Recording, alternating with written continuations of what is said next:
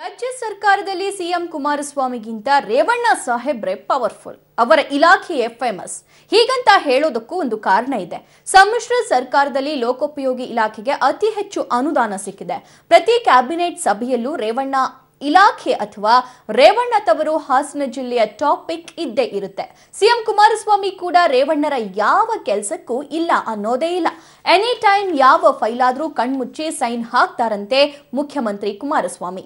ಹಾಗಾದ್ರೆ ರೇವಣ್ಣ ಅವರ ಇಲಾಖೆಯ ಪವರ್ ಹೇಗಿದೆ ಅಂತ ನೋಡೋದಾದ್ರೆ, ಸೂಪರ್ ಸಿಎಂ ರೇವಣ್ಣನವರ ಪವರ್ ಎಲ್ಲೆಲ್ಲಿದೆ ಅಂತ ನೋಡೋಣ. ಮೊದಲಿಗೆ ಬಜೆಟ್ ಪವರ್ ಅವರದ್ದು. ಫೆಬ್ರವರಿಯಲ್ಲಿ ಮಂಡಿಸಿದ್ದ ಬಜೆಟ್ನಲ್ಲಿ 9,271 ಕೋಟಿ ಅನುದಾನ, ಅಂದ್ರೆ ಸಿದ್ದರಾಮಯ್ಯನವರ ಮಂಡಿಸಿರುವಂತಹ ಬಜೆಟ್ ಇದು. ಅವರ ಅಧಿಕಾರಾವಧಿಯಲ್ಲಿ ಮಂಡಿಸಿರುವಂತಹ ಬಜೆಟ್ನಲ್ಲಿ 9,271 ಕೋಟಿ ಅನುದಾನ ಬಿಡುಗಡೆ ಆಗಿತ್ತು. ಅದಾದ ನಂತರ ಸಮ್ಮಿಶ್ರ ಸರ್ಕಾರ ಬಂದ ಮೇಲೆ ಎಚ್ಡಿಕೆ ಮಂಡಿಸಿದ ಬಜೆಟ್ನಲ್ಲಿ ಆ ಬಜೆಟ್ಗೆ ಹೆಚ್ಚುವರಿಯಾಗಿ 929 ಕೋಟಿ ರೂಪಾಯಿ ಜಮಾವಣೆಗೊಳ್ಳುತ್ತೆ. ಟೋಟಲಿ ರೇವಣ್ಣನವರ ಇಲಾಖೆಗೆ ಇದುವರೆಗೂ ಹೋಗಿದ್ದು 1,700 ಕೋಟಿ ರೂಪಾಯಿ ಅನುದಾನ. ಇದನ್ನೇ ನಾವು ತುಂಬಾ ಗಮನಿಸಬೇಕಾಗಿರುವಂತಹ ಅಂಶ. ಇಷ್ಟು ಜಾಸ್ತಿ ಹಣ ರೇವಣ್ಣನವರ ಡಿಪಾರ್ಟ್ಮೆಂಟ್ಗೆ ಹೋಗಿದೆ. ಉಳಿದವ್ರು ಏನ್ ಮಾಡಬೇಕು, ಉಳಿದ ಕ್ಷೇತ್ರಗಳು ಏನ್ ಆಗ್ಬೇಕು ಅಂತ ಹೇಳಿ ತುಂಬಾ ಜನ ಪ್ರಶ್ನೆಯನ್ನು ಕೂಡ ಮಾಡ್ತಾ ಇದ್ದಾರೆ. ಇನ್ನು ದೊಡ್ಡ ಮಟ್ಟದಲ್ಲಿ ಸೌಂಡ್ ಮಾಡಿದ್ದು ವರ್ಗಾವಣೆ ವಿಷಯ. ವರ್ಗಾವಣೆಯಲ್ಲೂ ಕೂಡ ರೇವಣ್ಣನವರ ಪವರ್ ಈ ರೀತಿಯಾಗಿದೆ. 7 ತಿಂಗಳಲ್ಲಿ 1,000ಕ್ಕೂ ಹೆಚ್ಚು ವರ್ಗಾವಣೆಯನ್ನ ಮಾಡಿಸಿದ್ದಾರೆ ಅನ್ನುವಂತಹ ಮಾತು ಕೂಡ ಇದೆ.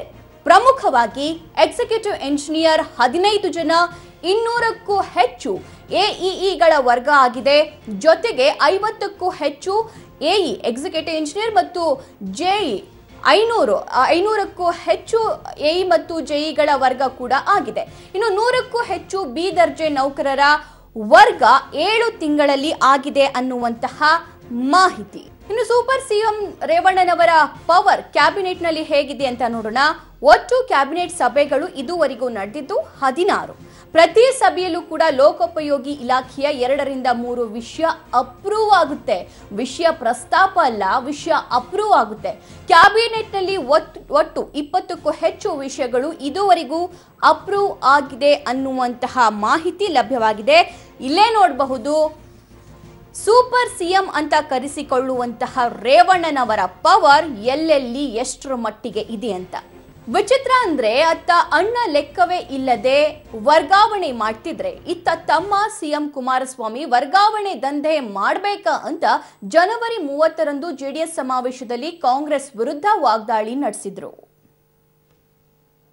ಒಂದು ಸ್ವಲ್ಪ ಅನುಕೂಲಗಳಾಗಬಹುದು. ನಾವು ಸರ್ಕಾರದ ಹತ್ರ ಹೋಗಿ ಮುಖ್ಯಮಂತ್ರಿಗಳನ್ನು ಭೇಟಿ ಮಾಡ್ಲಿಕ್ಕೆ ಹೋದ್ರೆ ಸಮಯ ಸಿಗಲ್ಲ. ಯಾವುದೋ ಒಂದು ವರ್ಗಾವಣೆಗೆ ಅಂತ ಹೋದರೆ ಮುಖ್ಯಮಂತ್ರಿಗಳಿಂದ ವರ್ಗಾವಣೆ ಮಾಡಿಸ್ಕೊಳ್ಳಿಕ್ಕೂ ಆಗ್ತಿಲ್ಲ. ಈ ಸರ್ಕಾರ ಬಂದು ನಮಗೇನು ಅನುಕೂಲಗಳಾಗ್ತಿಲ್ಲ ಅಂತ ಹೇಳಿ ಕಾರ್ಯಕರ್ತರುಗಳಿಗೆ ಒಂದು ಸಂದೇಶ ಕೊಡಿ ಅಂತೇಳಿ ಒಂದು ವಾಟ್ಸಪ್ನ ಹರಿಸಿದ್ದಾರೆ. ಈ ಸಮ್ಮಿಶ್ರ ಸರ್ಕಾರದಲ್ಲಿ ವರ್ಗಾವಣೆ ಮಾಡದೆ ನಾನು ದಂಧೆ ಮಾಡಿದ್ರೆ ನಿಮ್ಮ ಸ್ವಾಭಿಮಾನಕ್ಕೆ ನಾನು ಧಕ್ಕೆ ಮಾಡಿದಂಥ ರೀತಿಯಲ್ಲಿ ನಡ್ಕೊಂಡಿದ್ರೆ ಆ ವರ್ಗಾವಣೆಯ ದಂಧೆಯೊಳಗೆ ನೀವು ಬೆಳೆಸಿರ್ತಕ್ಕಂಥವ್ರ ಮುಂದೆ ಇಲ್ಲಿ ನಿಂತು ನಾನು ಮಾತಾಡಲಿಕ್ಕೆ ನನಗೇನಾದರೂ ಅರ್ಹತೆ ಉಳಿಸ್ಕೊತೀನಿ ಅನ್ನೋದನ್ನು ಯೋಚನೆ ಮಾಡಿ. ಹಾಗಿದ್ರೆ ಅವ್ರು ಯಾರೋ ವಾಟ್ಸಪ್ಪಲ್ಲಿ ಕಳಿಸಿದ್ರಲ್ಲ, ಯಾರೋ ಅವ್ರ ಕುಟುಂಬದ ಅಣ್ಣನೋ ತಮ್ಮನೋ ಅವ್ರ ಸಂಬಂಧಿಕರ ವರ್ಗಾವಣೆ ಇದ್ದರೆ, ಆಗದೇ ಇದ್ದರೆ ನಾನು ಏನಾದ್ರು ನನ್ನಿಂದ ಪ್ರಮಾದ ಆಗಿದ್ದರೆ ಮಾಡಿಕೊಡ್ಲಿಕ್ಕೆ ಪ್ರಯತ್ನ ಪಡ್ಬೋದು. ನೀವು ಬೇರೆಯವ್ರ ಥರ ನೀವು ವರ್ಗಾವಣೆ ದಂಧೆ ಮಾಡ್ಕೊಂಡು ಏನಾದರೂ ಹಣ ವಸೂಲಿ ಮಾಡ್ಕೊಂಡು ಕೂತ್ರೆ ನನ್ನ ಪರಿಸ್ಥಿತಿ ಏನಾಗುತ್ತೆ ಅನ್ನೋದು ನೀವು ಯೋಚನೆ ಮಾಡಿದ್ದೀರಾ? ಸಾಯಂಕಾಲದವರೆಗೆ ನನಗಿರ್ತಕ್ಕಂಥ ಒತ್ತಡಗಳು ಎಷ್ಟಿದೆ ಆ ಕೃಷ್ಣ ಕಚೇರಿ ವಿಧಾನಸೌಧದ ಮುಂಭಾಗದಲ್ಲಿ. ನನ್ನ ಮೇಲೆ ಕನಿಕರ ಇಲ್ವಾ? ಯಾರೋ ಕಾರ್ಯಕರ್ತದೇನೋ ವಾಟ್ಸಪ್ಪಲ್ಲಿ ಕಳಿಸ್ತಾ ಅಂದ್ರಲ್ಲ, ಎಷ್ಟು ನಾನು ವರ್ಗಾವಣೆ ಮಾಡಲಿಕ್ಕಾಗುತ್ತೆ? ಕೆಲವು ವಿಷಯಗಳನ್ನು ನಾನು ಹೇಳಲಿಕ್ಕಾಗೋದಿಲ್ಲ, ನನಗೆ ಗೊತ್ತಿರುತ್ತೆ, ಹೇಳಲಿಕ್ಕಾಗೋದಿಲ್ಲ.